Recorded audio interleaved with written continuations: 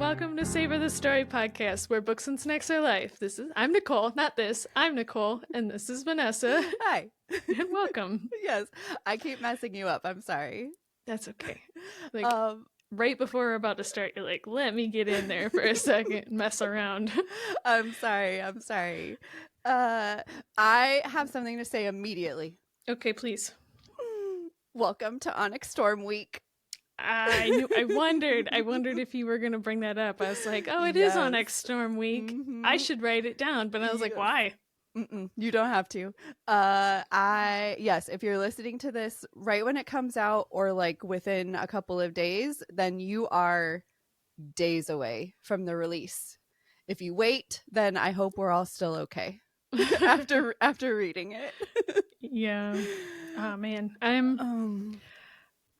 I want you to get the book so I could tell you all of the things that I've seen because I have no plans to read it, but because me and you talk about it so much, I get a lot of fan things and hypotheses or whatever, and then fan theories. That's what I'm thinking of, and then also just like people giving like little like, oh my gosh things, and I'm like, I need to talk to Vanessa about this, but she won't let me. No, I've literally been avoiding everything. I got my nails done the other day, and my nail girl was like, I saw this quote from Rebecca Yarros, and I was like, Haley, shut your mouth.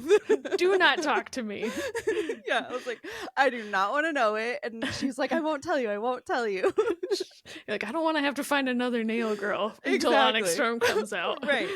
She did tell me something though, and I'm very upset about it. So I'll tell you now, because we're only like 2 days away in whatever time for everybody.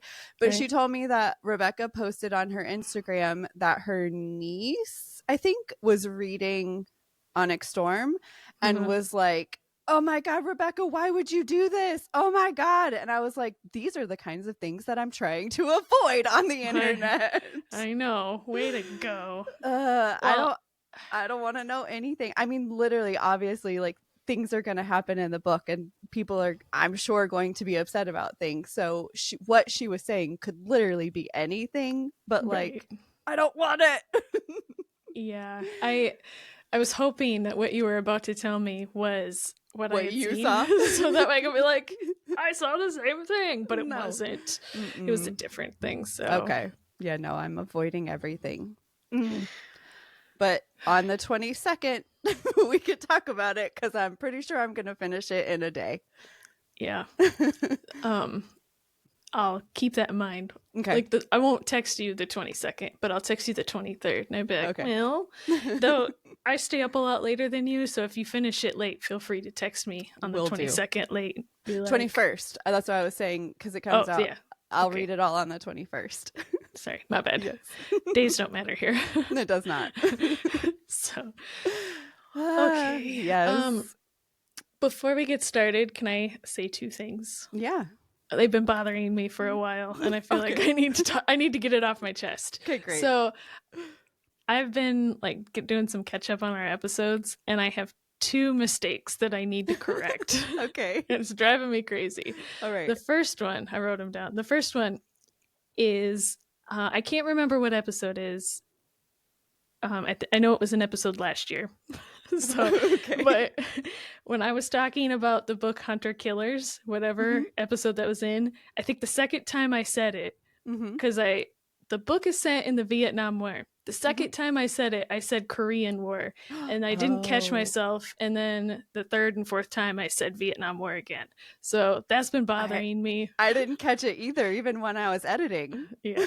Yes. So that's been bothering me. Okay. I had to go back and fix that. And then my second one is in the end of your episode.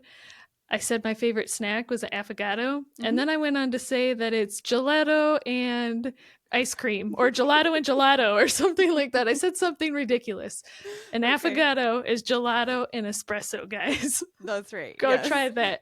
You're still free to eat gelato and gelato, or gelato and ice cream mixed together, but that was not my intention, and that is not an affogato. So that's hilarious. I'm glad that these bothered you enough that you had to like come back and say it. Yes. I wrote it down in my notes. I was like, you cannot forget this time, because every time we record, I'm like, I have to fix this. I have to fix this. And I'll remember. So I just like put it in the back of my mind, and then I never remember. So yeah. Thank you. I appreciate you letting me take a minute to do that. You're welcome. I'm glad you fixed it. That's so funny. How are you doing at the cabin? Okay. All right. Still here. Yes. Yes. So yeah, we haven't really done anything crazy. I think this week in recording time, we just had New Year's this last week, which feels like an incredibly long way away now. But yeah, we haven't done anything. It's kind of been really cold up here, so anytime we go out, we have to double bundle the dogs. Oh yeah. So we can't stay out very long. Right. Yeah, you're very close to not being in the cabin though. In the last episode I did say that that was going to be your last time, because I didn't think we were going to record today. But here we are. So you get one more cabin background before you get the new house. Yeah, and who knows what that's gonna look like. Just be gonna change for like the next 4 weeks or something as you get it all together. It's gonna be like a weird echoey box. It's okay. It's all right. It'll grow as you figure out what you want it to be. Yes. Yeah. So looking forward to that. Yes. But I'm very, very upset about being back at work this week. Yeah. It's been a glorious 2 weeks off of doing nothing. And then at least the snow that we got today and yesterday waited until we were back at work, and not while I was like on leave and got stuck in the house. Yeah. So there's that at least. Yeah, you guys got a lot of snow. So much snow. Yeah. I think this is the most we've seen since we've been here, which means this is the most snow I've ever seen in my life. Being from the desert of California, I haven't seen very much. Yeah. So the snow, like walking around, is higher than my boots. So I keep getting snow inside of my boot. That's terrible. Yes. So great. Now I guess I need to buy some knee-high boots. Yeah, we brought all of our, like, before we moved up here, obviously, we brought a lot of that stuff up here because we were like, oh, we'll use it more up there. Sure. We have like 2 inches of snow here. Oh. But, oh, great. Yeah, I was talking to my son, Ethan, he's in Kentucky, and he said that they got 9 inches of snow. Oh my gosh. So. I mean, I feel like we're probably pretty close to that. I mean, it looks like it's probably almost a foot here. Wow. So like it's wild. Yeah, I think it changed over to ice down there, so maybe that's why they ended up not getting as much, but still I'd rather have snow than ice. Oh, for sure. Yeah, 100%. So, yeah. Have you had any good snacks this week, or are you kind of limited?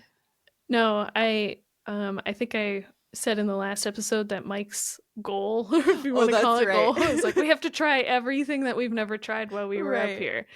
So that was going to be one thing that I talked about. I didn't end up using it as my snack, but we did go to a place of note. One of the places we went to was a Chinese restaurant, and the food was good. I mean, it was pretty good. But the reason that we went was because I was talking to somebody who lives up here, and they're like, oh, did you try this Chinese restaurant? And I was like, no. And they're like, oh, you should go, but you should actually go. Like, don't just order it. And I was like, oh, okay, cool. Apparently, the locals swear that it used to be a brothel. Okay. Back in the day. Right. So I was like, you had me at brothel. So does it have that vibe? It kind of has like so you will go out, and it's like they have there's like a porch and the pillars, and you could tell where there used to be like a big door, and you go in there and it's been redone in like, different decor, but you could tell that there used to be like a bar in there, and it used to, because it has like the weird pillars, and it gives off the correct vibe. Something else that I thought was funny is I went to use the restroom, and in the stalls they had ashtrays. Okay. I was like, man, this place is fancy. Yeah. That's funny. So I really enjoyed that. I had a good time. I was glad to get the recommendation. And then but my snack is, so now that I'm not eating as a vegetarian anymore. I was gonna ask how that was going too. Yes, I've going and I'm like, man, I'm eating all the stuff that I've missed eating. And so one of the things, and this is silly, I like to buy bologna and fry it and eat fried bologna sandwiches. Like they're like grilled cheese, but you just put fried bologna in them. All right. Oh, they're so good. Okay. Especially some thick cut bologna. I don't think I've ever eaten bologna. Maybe once as a child, but I don't know. There's something about it that I'm just like, I can't eat that. Vanessa, when you come up for my birthday. Okay, I will promise at least one bite. All right, cool. Okay. I'll make it. Okay. So, and then if you don't like it, I'll be personally affronted. Okay, great. I'm just joking. What about you? So I've actually been doing pretty good with my food lately. I've had like a dessert or whatever here or there, like a cookie or something, just as like a little treat. But for the most part, I've been doing pretty good. So this week I'm going to use a protein snack as my snack. I am going to use, so you know this already, but the listeners don't know that I do our meal plan through like our food that we get through a place called Clean Eats. And they have a, it's like a protein Chex Mix. And I bought the Fruit Loop flavor this week and it's very delicious. Oh, I don't think I've ever had that one. Yeah, so Fruit Loop Chex Mix, protein Chex Mix. Is it just Chex Mix and they put like Fruit Loop protein in it, you think? Yeah, that's what it is? I think so. It's just like coated in like protein powder basically. Yeah, I'm gonna have to figure out the secret to that. Yes. Oh, you know what? My friend Laramie made some because she tried it when she came out and visited me earlier last year, and she went home and made some. So I'll ask her how she made it. Oh yeah, I'd like to hear and that. See if it whatever. But that's my snack this week. I'm doing good. I'm back on track, trying to be better. No, because the goal is I have to be good at least up until my trip for my birthday. So that's fair. Yeah. So it's not that far away. So no. I guess that's not terrible. Yes. And I just have to keep bulking because my goal was just to get like scary ripped. That's right. And so I just need all the protein to do that. So that's right. The more fried bologna sandwiches I can eat is going to totally help me on that. Are you literally eating like everything, like meat at every meal, or just whenever you feel like it? Okay. No, we haven't. I mean, I make like a tofu dish, and Mike, we went grocery shopping and Mike grabbed it and he was like, will you make that tofu stuff? And I was like, hell yeah, I will. Right. So like yesterday we were meatless, but like tonight we're going to do venison. Okay. So just whenever it strikes you. All right. That's good. Yep. So. Okay. But yeah, that was my week and that's my snack. Excellent. Who's going first? I have 3 books. Okay. Technically whatever 4. You want. Technically 4. Nicole. So I wasn't gonna count one of them because it's not really a book. Okay. But I was looking at my Goodreads today, and my Goodreads counted it, and I was like, well, I guess. No. But it's like let me just get through it really quick. Okay. I'll just tell you what it is. Okay. So I was looking for a new book on Kindle Unlimited, and why this came up, I don't know, because I don't have like that age of children. Okay. But it came up. It's a kid's book. It's like 23 pages long. Not 23. 33 pages long, 34 pages long. And it's called P for Pterodactyl, the worst alphabet book ever. I didn't write down the authors, but it's a kid's book. And I saw the cover and I laughed and I was like, oh, haha. Great. I was like, oh, it's Kindle Unlimited. I'm just going to get it and I'm going to look at it because I want to know what all the other words are. Okay. So I got it. I opened it. I read the whole thing. And I looked at my Goodreads this morning and it was in counted there. It? I counted it towards my yearly goal. So I was like, you know what? I'll take it. Yeah, that's so funny. I just saw a reel, I think yesterday, and the girl, like, she was doing a whatever, and she was like, I read 2,000 and blah blah blah books this year, and I was like, how? You're a liar. And then the book she brought up was like, When the Moon Sleeps, and like When a Mouse Ate a Cookie, or whatever the title. It was like all her children books, and I was like, oh, I get it now. I got you. Yeah. Smart. This is how you get your numbers up. Well, even like that, you pointed out to me that one girl who has like 500 books or something, and all her books were like her average book length was 300. That's even crazy. That is wild. Like, literally, what else are you doing with your life? If you're reading 500 books a year, like, no, you're literally not. Like, yeah, you're either not doing anything else or you're speed reading. Mm-hmm. Like, just skipping pages. You're just like, we're done here. Yeah. So that's funny. Yeah, so it's a cute kid's book. It's obviously like a kid's book, but it's, when you look at it, you can tell that it was made to be ridiculous, right? Okay. The only reason I bring this up is because I was reading some of the comments because I saw it on Goodreads and I clicked on it and I was like, well, that's weird that it gave me credit because it didn't put it in my read folder. Okay. It just gave me credit and it doesn't have any read dates.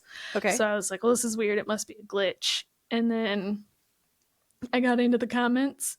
There are people in there giving this book 1 star because they're pissed that it's not a more serious book. Like, why does the author not address like common grammar things? And I was like, what is going on here? And why are you people liking these comments? Right. Like, this is obviously like it's a real book, but it's not meant to be a serious book. Sure. I was gonna say this is a fake book. It's not a fake book. It's real. It's a real book. Yeah. And it's Kindle Unlimited. Okay. But that's so funny. Yeah, the format was weird on my phone, but it was a really cute book. So all right, that's adorable. That's really weird that it's not showing up in your like list or whatever. Yeah, I don't know. Speaking of that, though, I did notice there's a new feature that they just pushed. Like the feature has always been there, but now it's automatic, and I have to go in and change it. That if you have your Goodreads and your Amazon links like linked together, it automatically is pushing progress and finish and all that kind of stuff to Goodreads, and I do not like it. I want to go in there and do it when I'm done. Yeah. I did Google it though, and it does. There's a way that you can like delink that, and so I'm gonna do that. Yeah, I think when you open up, at least in my phone, when you start the book and it brings up that thing, you can like toggle that feature off, and I think it turns it off for all future ones too. But I'm not sure. I think that's how it used to be. Oh, but they changed it from that. Yes, because there's always been that option there where you could say like, I want it to send to Goodreads, and I never do it. Well, my last 2 books that I read in 2025, so I think it's a new thing that they just enacted, that it automatically pushes it. And I was like, no, I don't want this. I want to say when I'm done. Yeah. That's half the joy of finishing a book, is going into Goodreads and saying I'm done. Check. Right. Yes. Credit. That's right. Huh. I'm gonna have to look at that. I might have to go in and change mine too, because I think I had it turned on, but I don't like that if it does the auto like progress. I'm not a fan of that. No, it did. I did notice it did that too. So anyway, we got on another tangent. I know. That's okay. It's all book tangents, so that's right. It's credit. Yes. Okay. Well, do you want to, since you already started, do you want to go? Sure. If you want to sit through 3 more reviews. Okay. Since you started with your fake book. My fake book. We're going to count it, though. I'm going to count it towards my secret goal. Okay.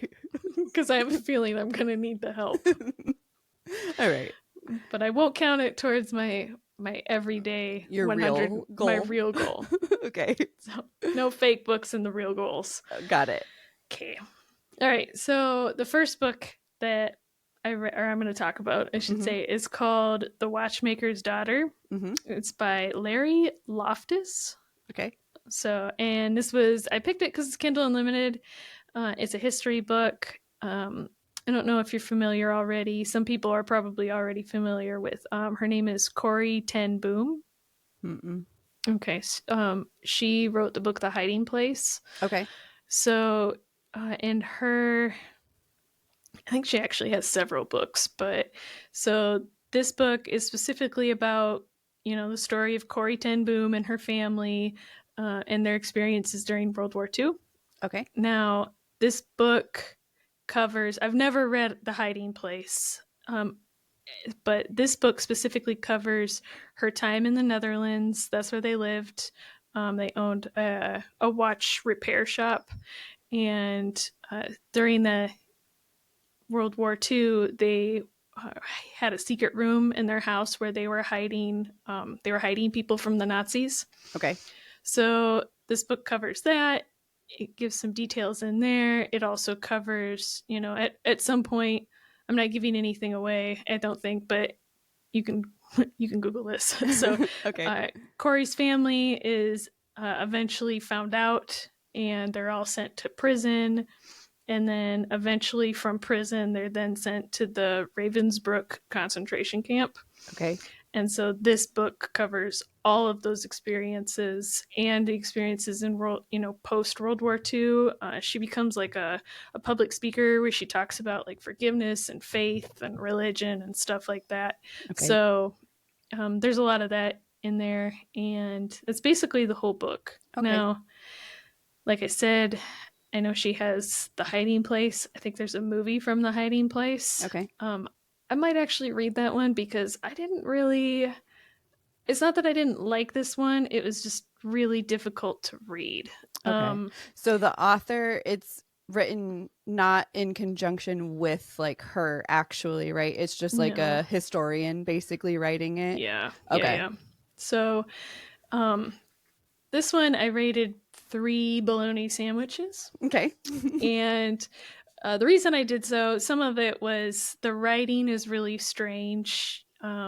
So if you look at the cover of the book, and when we make our Instagram post, you'll be able to see what I'm talking about. But the cover, it threw me off a little because it kind of gave me like they have, like if you want to call it historical fiction, like covers where it's like, it gives me the same vibe.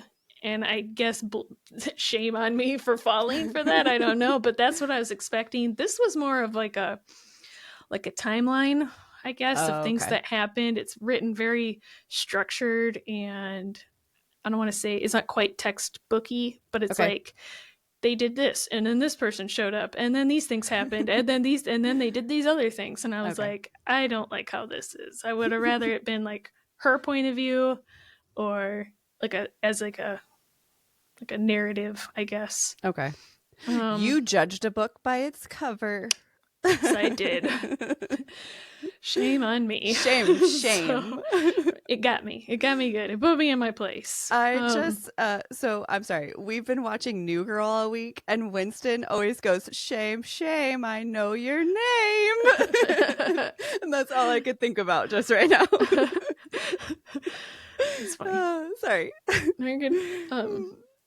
I guess something else that I was thinking, like something else that about this book is that made it weird. Sorry, I'm scratching my arm. I'm like all T-Rex armed. Sorry.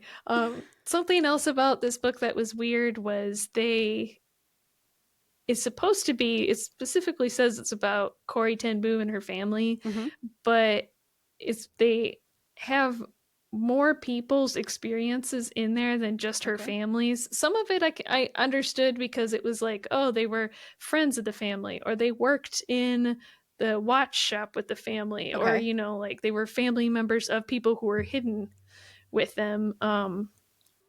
But some of it was like it started talking about like inclusions of like what Audrey Hepburn was doing at the time, because Audrey Hepburn was... Why do we care? Right. I mean, she was in her family because she's from... I think she's actually from Belgium, but her family was in the Netherlands during the time. So like they did experience stuff during that time, but it was like, why is this included in the book? It's not related to her story. Okay. So that's very weird. Right. And then also Anne Frank stuff was in there, which all relevant to the timeline, but not relevant to the book topic. So I thought it was weird. Okay. And then obviously there's a lot of people in this book. There's a ridiculous amount of people in this book. I struggle with that. Yeah. Also nicknames. There's a lot of nicknames. There's a lot of like people who are in the Resistance who are in this book, and they have like different personas for what they're called when they're in the Resistance. Or like 150 people are named Mr. Smith. And I was just like, who is this? Right. And you have to keep track of whose nickname is whose person and where they at. Right. Yeah. Yeah. So that was kind of odd. Those were the things that I would say really for me pushed it down to a 3. Okay. But the topic itself was interesting. Good. I mean, I think it sounds interesting for sure. Yeah, I actually think from this, I'm probably going to go back at some point and read her book, The Hiding Place, because I've heard that's a great book anyways. The only reason I picked up this one is because it was Kindle Unlimited. Right. It was free. So, or basically free. But just, I guess another thought, not necessarily you have to or don't have to, is if you're going to get this book, I highly suggest not doing it as an audio book, just because there are so many pictures in it. Oh, okay. That you do, I think, miss out on a lot of like the people and like the hiding conditions and like stuff like that. So when you're listening to that, you know, you're not going to get that, right? It's nice when you can get the visuals associated with what you're reading, for sure. Right. Yeah. Yeah. So, okay. I feel like, okay, I'm going to do this one. I thought about saving it for last, but I'm going to do it anyways. Okay, so I read Cress, and this is by Marissa Meyer. It's Kindle Unlimited. It's book 3 of the... I've been saying fantasy, but I'm calling it fantasy sci-fi now. I don't know if I did last time. I don't know what I'm doing. Okay, wait. I have a question before you go into it.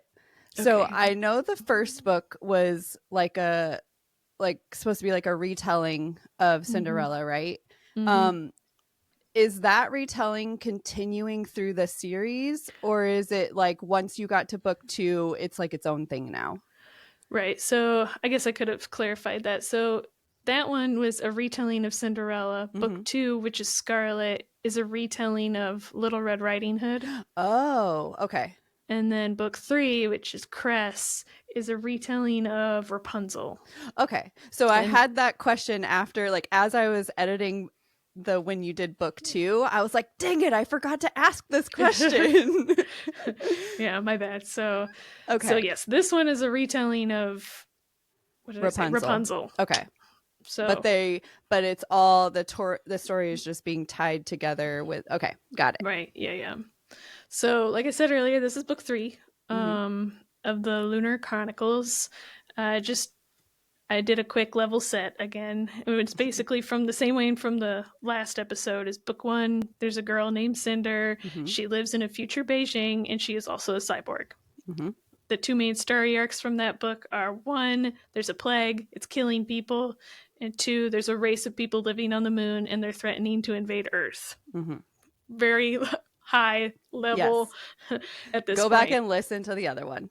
Correct. So book 2, Cinder is dealing with the problems from book 1, and she's looking for somebody who can help her answer some questions about her past and stuff like that. This crosses her path with Scarlet and Wolf, and they are looking for the same person. Now it makes sense why his name is Wolf. Yes, so it makes more sense. Yep. Yeah, sorry. Yep. Okay, so now book 3. Mm-hmm. So book 3, the person that they're looking for, all of them, is dead. Oh, all right. And now they're left with no options. So they plan to stop New Beijing's emperor. That's Emperor Kai. He was the love interest for Cinder in book 1. He's planning on marrying the Lunar Queen to create like peace ties, so that way, they won't invade. Sorry. Okay. So to do this, they need to rescue a girl. Her name is Cress, and she has the Rapunzel storyline. And she is imprisoned in a satellite above Earth, so orbiting Earth. She's in a satellite, and they're going to go rescue her. Okay. Now, when they doing this, their plan fails, and the group gets separated. And so now the rest of the book is them trying to regroup, because they need to get back together so they can carry out their plan to stop the wedding. So they do that. They manage to make it out, and they start their plan, and it may or may not involve some light kidnapping. Why do you always have books with light kidnapping? I don't know. Okay. It's like a theme for me. Like kidnapping, you say. So, I don't know. All right. Okay, so this book I liked better than Scarlet. Okay. Thorn, who was introduced in book 2, I didn't really talk about him a lot, just that he was there. He has a bigger role in this one. And luckily I like him so much, and he has a better role because I'm quickly losing patience with Wolf. Okay. You liked him in the last one. I did, and I'm less liking him in this one. No. Near the end, he has a little bit of a little bit where he comes back, and I'm like, oh, okay, you were just being a baby. And now, so now I have to read the last one to figure out if he continues to be a baby or not. All right. My thought is he probably won't, though. He'll probably be awesome. Okay, good. We have high hopes for his redemption. Yes. Fingers crossed. So, let me think here. So, yeah, the storyline is good. It's nothing special. Like I said, you already kind of know what's going to happen because it's a retelling. I'm still waiting to hear what this like Earthling Lunar hatred backstory is. They still don't really talk about that. Okay. I think one of the things that was interesting about this book is Thorn and Cress get into a situation where, remember how I said like everybody is scattered and separated? Well, Thorn and Cress. Corn. Yes, Corn. The duo named Corn. That's right. They spend a whole bunch of time together in the book, and it feels like all that time is just there to support plot development.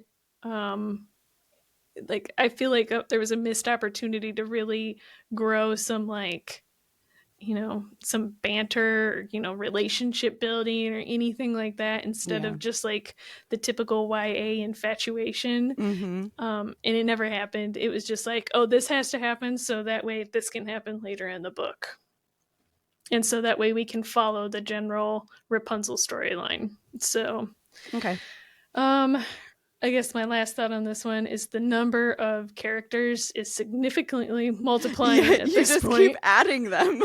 And so there's a lot more point of views now. Okay. They're all written from their own point of view. Okay. Yeah. So there's a lot more point of views going on now. So. Okay. Yep. Yeah. Right. But yeah, I mean, it was because I've decided this year that I'm not doing half stars for any of my ratings. I made that decision today. You're not? I'm not doing half stars. I'm only doing full stars. Wow. So I don't want to get to the end of the year and have to do what I did this year and go back and think about it then. So I rounded up to 4 bologna sandwiches. This is a hot this is a hot take. Bold decision. Are you gonna hold tight, or can it change?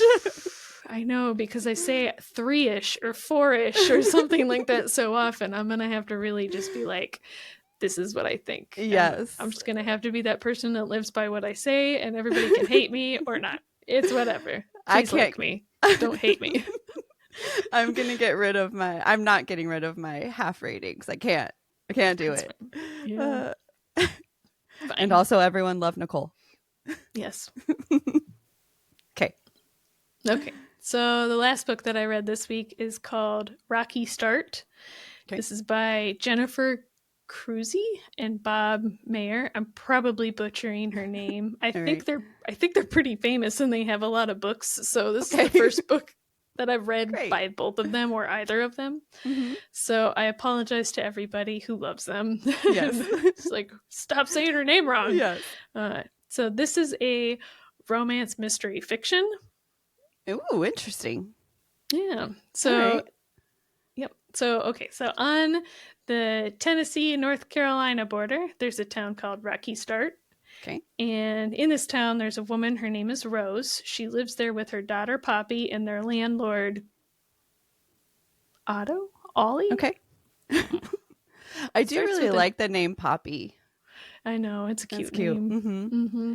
But it starts with an all something. An O? It starts with an O, but I don't really remember what his name is off the top of my head. So whatever you say is great.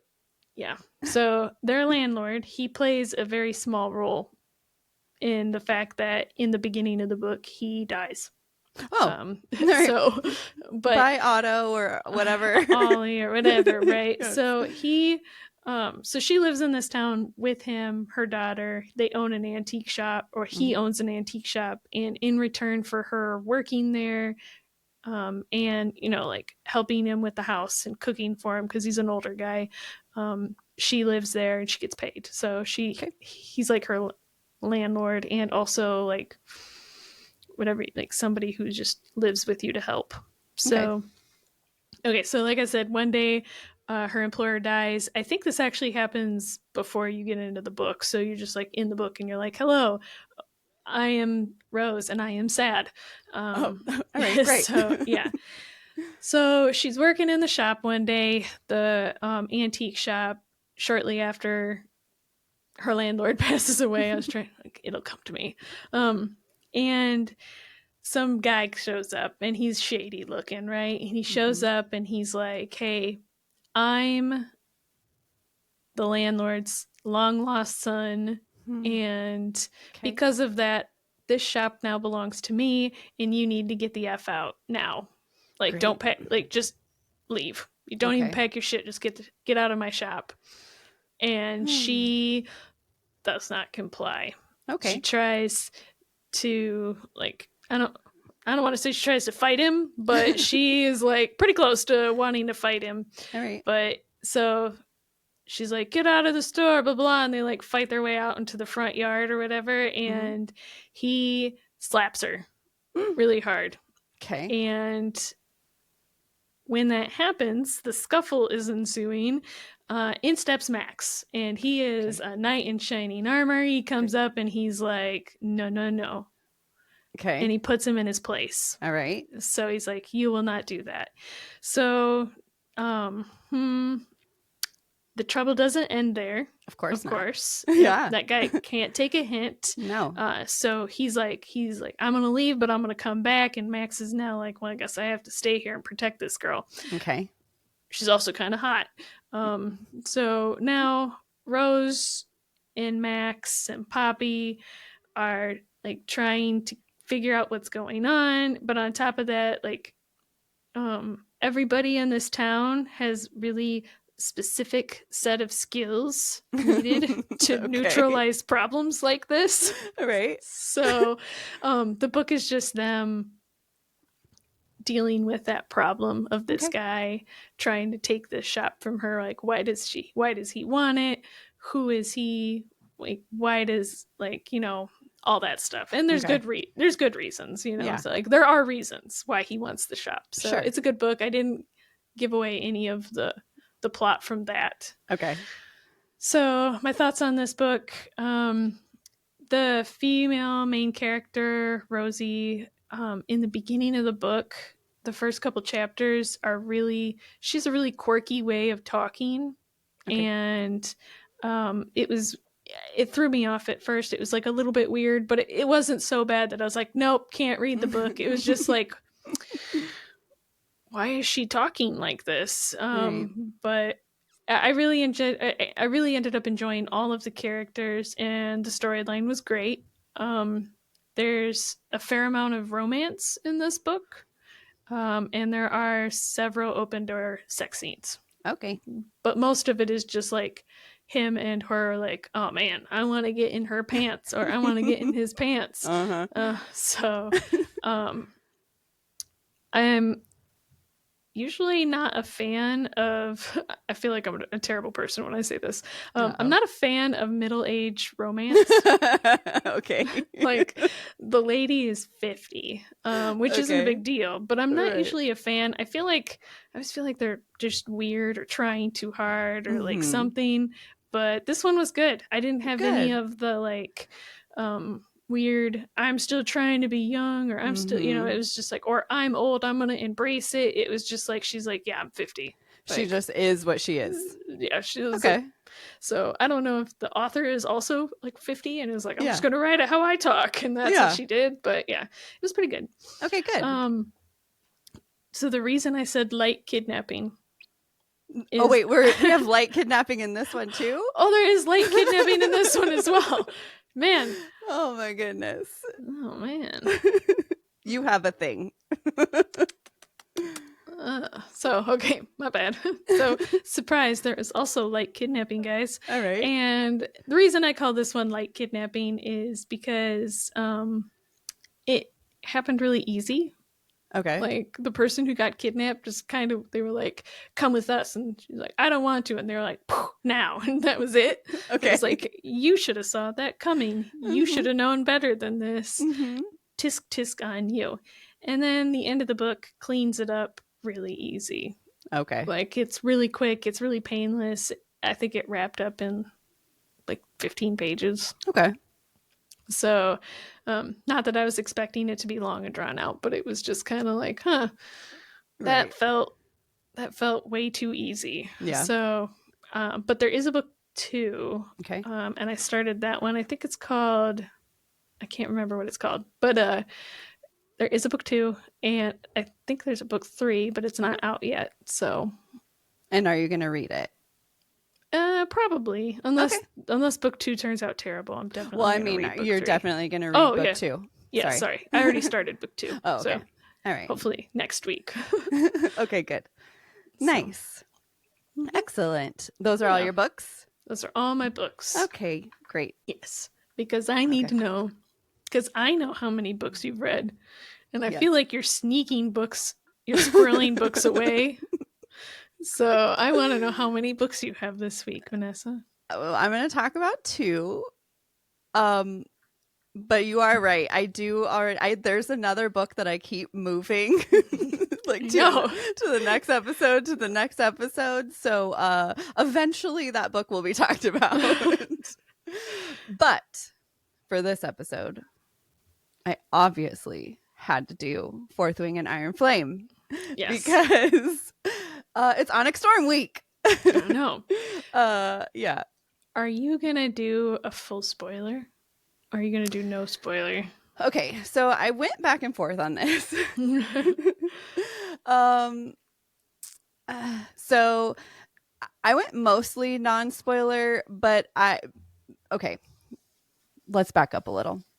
So this is going to be a different thing than we usually do. I feel like I'm not going to give too much of what the book is, because it's so massively known that I'm sure everyone knows, but I will give a little bit of something in case there's someone who is like, maybe I don't know, but then I will let you know before I give any spoilies.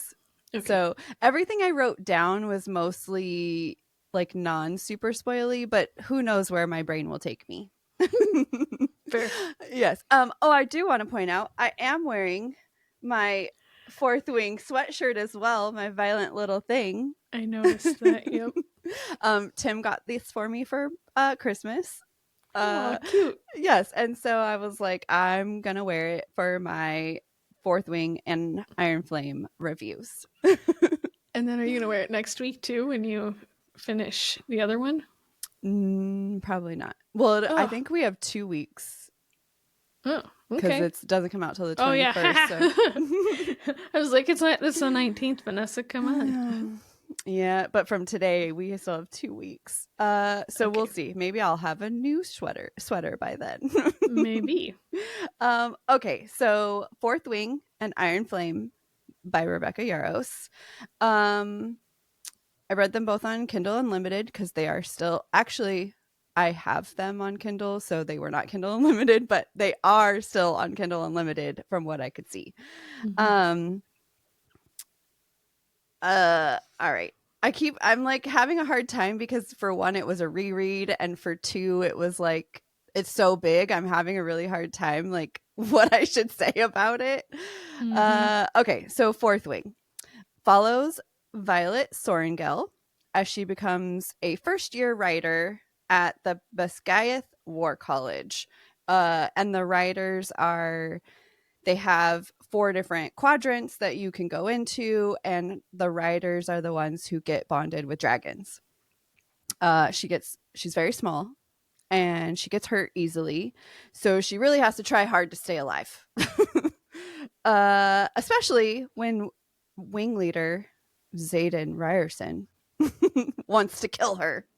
Dun, dun, dun.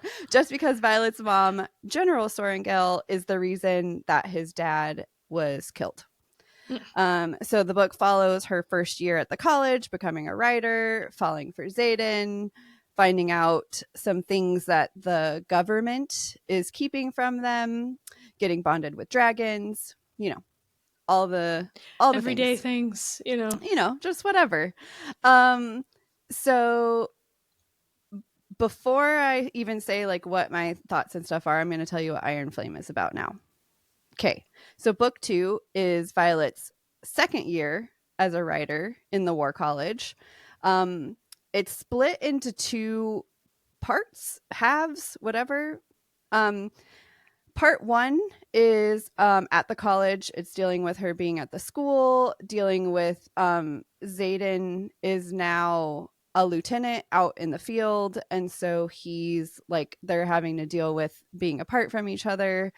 I wrote, this part is annoyingly frustrating, but that'll get to my review.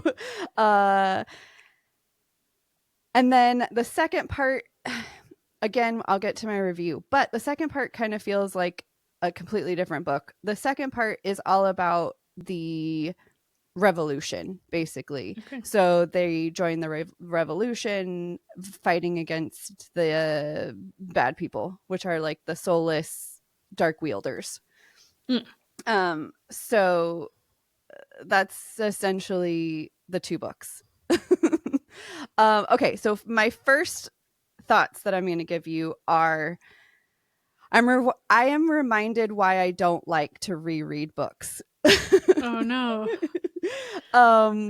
So there's a few details that it was like fun to reread because I was like, oh, that's foreshadowing for something that's coming.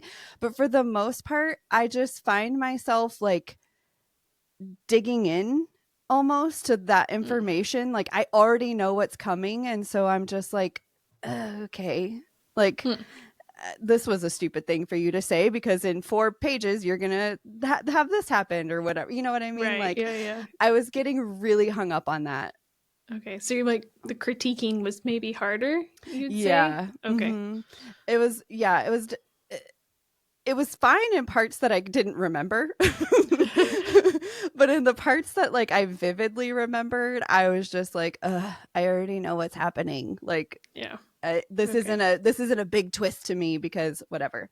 Mm-hmm. So I will say that is part of the reason why like I don't usually like to reread. However, I will say I am happy that I reread these going into Onyx Storm because there's quite a few things that I like, details that I literally did not remember or maybe didn't even read because I read it so fast the first time.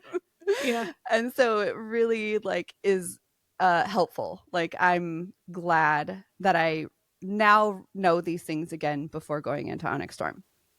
So there's that. Everything that I liked and disliked the first time I read it held true the second time. Okay. There wasn't anything like new that I was like, oh, I can accept this now. No, if I hated it the first time, I fucking hated it the second time. Consistency is key here. Yes. Yes, there's that. Let me tell you, my ratings held true as for both of them as well. Okay. Yeah, that was going to be my next question. Yeah, I didn't everything kind of felt the same for me. Like I ended feeling the same way I felt the first time and all that. So Fourth Wing I rated 4.5 Chex Mixies, and Iron Flame is a 4 Chex Mixie. Okay. So in Fourth Wing, the worst part, okay, we're getting into like a little bit of spoilies. Not like super spoilies, but there are some. The worst part is girl likes boy, boy likes girl. Girl can't see that boy likes her, even though it's fucking obvious. And then you just hear about her complaining like, oh, he doesn't want anything. He just wants it to be physical. And like, he doesn't really like me. Bitch, he likes you. Back off. And so all of that, like that part was super fucking annoying. The parts, I will not say what it is, but the parts that devastated me in the first book still devastated me in the second, or in the first time reading through, still devastated me the second time. No. Even when you knew they were coming. I fucking knew it was coming. I knew what was happening, and I still bawled my eyes out. Oh no. Maybe not as bad because the shock wasn't there. I feel like the shock helped a lot with the first time of the devastation. But it was still very, very sad. So you just like teared up a little? No, I was crying. Oh, wow. Dang. I was crying. I feel like it's just the way that it was written, just really like, it made me so sad. Also, I will say in both Fourth Wing and Iron Flame, the fighting scenes are really, really hard for me to follow. And I think it's mostly the aphantasia. I don't think that it's the way it's written. It's just there's so many people and so many dragons and species and like things happening, and this person's fighting that thing, and like it's just a lot, and it was really hard for me to follow. So there's that. That's the worst. Yes. In Fourth Wing, I did read, so the version that I have of the actual book is the one that has the 2 chapters from Xaden's point of view, and I read those after I read that real chapter, or the regular chapter. I read his chapter. So that was a fun thing because I didn't have that the first time through. That is cool. Yeah. Okay, so the second one, so Iron Flame, the things I did not like. The I don't know how he feels about me is on another fucking level. I can't deal with it. And I can't trust him. That bitch is so annoying with the trust, because so one of the things that bothers me so much is that, so here's some spoilies, because he's doing stuff for the revolution, and there are people at the college that can read her mind. So obviously it's not smart for him to tell her things, because then that person can just read her mind and find out what's going on. So it gives me vibes of like, say your spouse works in a classified environment, and then you get pissed off at them that they can't tell you what is going on at work. Right. Those are the vibes I get when Violet gets mad at Xaden. I'm just like, bro, he literally is working he's a lieutenant in the military, basically, of this college or this right, this country, and you are a student, and you are still a student. Yes, I understand that you think that he like should tell you all his secrets and shit, but like this man is like writing you letters telling you everything, like every personal detail, like here's this little story of my childhood, here's this, here's that, like doing all of the things to show you what he's thinking and feeling, and like that he's here for you, and you're just like, he keeps secrets, bitch. We're gonna have words. Yes. So yeah, I don't know, I feel like the lies, and I've read some reviews that like back up her feeling of being mad at him for some of the lies, and to me none of the lies are bad enough to where you should be pissed off at him, like, because the lies were mostly keeping things from her that she either didn't need to know or would put everything at risk. Right. So another thing I didn't love, oh, go ahead. I was gonna say, no, I think the reason that Lightlark, that you ended up not liking Lightlark in the second one, is because of the same reason. Yeah. So I can't get behind that shit. It's so it's one thing if you have it for like a couple chapters or something, but it was so much. I can't have anyway. Another thing that was introduced into Iron Flame is a lot of jealousy with an ex of Xaden's, and I can't do it. It's so terrible. Like, I get what was going on, but he's already, I don't know. It was too much. They have a girl fight and they talk to each other like, oh, he does this in bed and he does, like, it's so, I can't. It's so like just I mean, I guess they're like 20, 21, but still it's so anyways. I have come to the realization that a full book from Xaden's point of view might be fucking terrible. I think it would be insufferable, actually. Really? I would read it. I might even like it. All right. But I think he's so in love with her that it just feels over the top a little bit. And so I don't know, like, the little chapters of his point of view I think are great, but just as I was reading Violet's point of view and things that he's saying to her, I was like, oh man, this man. All right, other things that I really love about Iron Flame is the dragons. Taryn and Andarna are basically the greatest. Taryn is like an old grumpy man and I love it, and Andarna is like a sassy teenager and she's great. And so I love that. Yes, I think that's it. Oh, I also do have to tell you, I don't know if I'm allowed to read reviews anymore. Oh, okay. All right. I am finding that I am heavily affected by reading other people's bad reviews of books that I like. Really? So if you like read somebody else's and they're like, F this book, you'd be like, you know what, you're right. Fuck this book. I got into a hole last night and I started reading a whole bunch of 1-star reviews of Fourth Wing and Iron Flame. You can't read the 1 stars. You can go as low as 2. You can't read the 1 stars though. No, I got sucked in, and I was finding that some of the things that they were saying I was agreeing with. Oh. But wasn't willing to change how I felt about it. So like, what is that? How do I read something and agree that that thing is very terrible, but like I still give it 4.5? Yeah.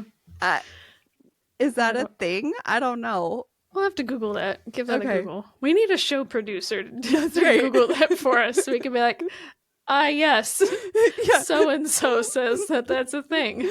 Right. Because some of the things I was agreeing with, some of the things I was like, yeah, all right, I see what you're saying, but like, fuck you. But it just, I don't know. It was interesting that I could read all these. But I did see a reel today or something. I saw something today.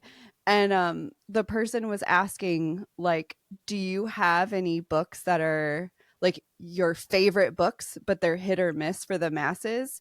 And it kind of made me think of like Fourth Wing. And because I think for the most part, it's loved, like ACOTAR is, most part, it's loved. But there are people who hate it. And it's like, how do you, I don't know. Everyone just has their own things that they're willing to accept and not accept. Yeah. Oh, one last note, and then I'll stop. On Fourth Wing and Iron Flame, they are technically like romantic-y, like, because they're very spicy, like all that. I feel like it's written YA. With like the vibes I get from it are very YA with adult themes underneath. Okay, yeah, that makes sense. Yes, that is really the vibe, which is some of the things that like some people were saying. Like I was starting to feel like that, and then I started reading reviews and I was like, oh, okay, so it is a thing. And it's one of the reasons a lot of people hated it, that gave it 1 star, because they were like, this is a YA book. And like, okay. Yeah, with spice. Yeah. And so that is another thing with Fourth Wing. I really, really like the fact that the spice doesn't really start. I mean, obviously she talks about, I love him, but he doesn't, whatever, for a long time. But the spice part of it doesn't start until much later in the book. So you get more like War College stuff and all that. Okay. Before you get into that, where I feel like Iron Flame is so focused on like sexy time that it doesn't overpower the book enough to where I like super dislike it, but it's enough to where I'm like, I wish we could have taken a step back a little bit and given me more whatever. Anyway, I'll stop now. That's it. Are you sure? Yes. Now I still am very, very excited for Onyx Storm. And I can't wait. I can't wait to just sit and read for 24 hours. That'll be fun. Yes. I love when I find a book like that. It's so, I don't know. It's just, like I said, I understand all the things that are wrong with it. I agree with a lot of the things that people say that are wrong with it, and I still fucking love it. Yeah, I think you're also way more flexible in stuff like that than most people, because like we've said before, you will read a book series through infinity as long as you are connected to the people and you have to know what's happening. I think since I've known you, you've not finished maybe 1 series, which is ACOTAR. Yeah. So that's it. Yeah, and it's just because I know that I am not connected to that character in any way, and I don't want to read the last one. So fair. Yeah. Anyway. Okay. Nice. Are you ready for our question? Yes. Okay.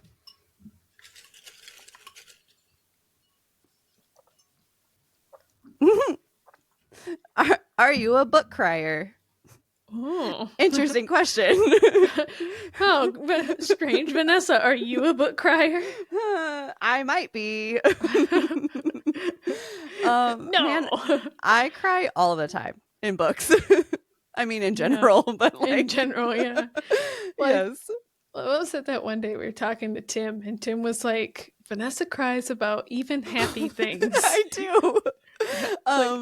Not even sad things. No, just like when an athlete does really well, like at the Olympics, I cry for them. I'm I'm so proud of them and all the work. Yes.